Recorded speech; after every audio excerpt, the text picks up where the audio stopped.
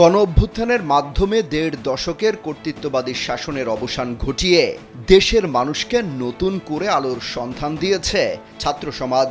শেখ হাসিনাকে ক্ষমতাচ্যুত করে তারা জানিয়ে দিয়েছেন, শিক্ষার্থীরা কোনো অন্যায়ের বিরুদ্ধে মাথা নত করে না। তারুণ্যের বাঁধ ভাঙা জোয়ারে ভেসে যেতে বাধ্য যে কোনো অন্যায়। শুধু সরকার পতন ঘটিয়েই থেমে যায়নি তাদের প্রয়াস। দেশ গড়ার কাজেও নানামুখী প্রচেষ্টা অব্যাহত আছে শিক্ষার্থীদের। বিশ্লেষকরা বলছেন, শান্তিপূর্ণ ও নিরস্ত্র সংগ্রামের মাধ্যমে কিভাবে নিজেদের অধিকার আদায় করতে হয় শিক্ষার্থীরা তা দেখিয়ে দিয়েছেন। বহুদিন ধরে চেষ্টা করেও রাজনৈতিক দল ও সুশীল সমাজ যা করতে পারেনি তাই করে দেখিয়েছে ছাত্র সমাজ।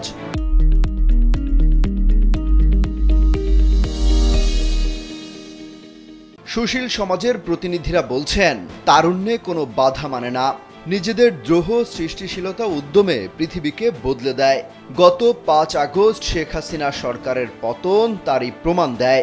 তরুণ শিক্ষার্থীদের ডাকে সারা দেশে সব শ্রেণীর তরুণ, অভিভাবক, পিতা মাতা, শ্রমিক সহ বিভিন্ন পেশাজীবী রাস্তায় নামেন।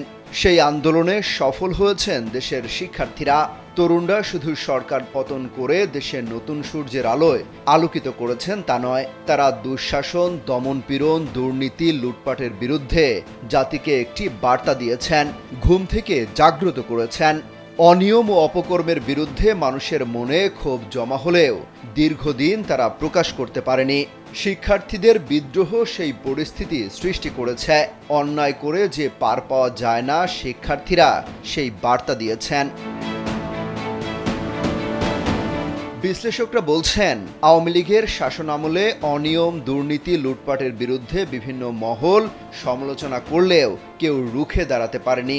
তরুণ শিক্ষার্থীরা তাদের মেধা, দক্ষতা ও যোগ্যতা দিয়ে বৈষম্য বিরোধী রাষ্ট্র সংস্কার আন্দোলন গড়ে তুলে সরকারের দমনপীড়ন, দুর্নীতি, লুটপাট থেকে দেশকে রক্ষা করেছে। এখন তাদের প্রত্যাশা, গণতন্ত্রের মোড়কে যেন আর কোনো স্বৈরতন্ত্র না হয়। গেল সরকারের আমলে কতিপয় রাজনীতিবিদ, আমলা ও ব্যবসায়ী আঙ্গুল ফুলে কলা গাছ হয়েছেন, দেশের সম্পদ বিদেশে পাচার করেছেন। তাদের হাতে গোটা দেশটা জিম্মি হয়েছিল। সেই পরিস্থিতির আর যেন পুনরাবৃত্তি না হয়। দেশে সত্যিকারের গণতন্ত্র প্রতিষ্ঠিত করতে হবে, আইনের শাসন প্রতিষ্ঠিত করতে হবে, সেই সঙ্গে তরুণদের ভোটাধিকার নিশ্চিত করতে হবে বলেও জানান এই ছাত্র সমাজ। ঢাকা বিশ্ববিদ্যালয় শিক্ষার্থীরা কালবেলাকে বলেন, এদেশের জনগণের সঙ্গে জুলুম করে কেউ পার পাবে না।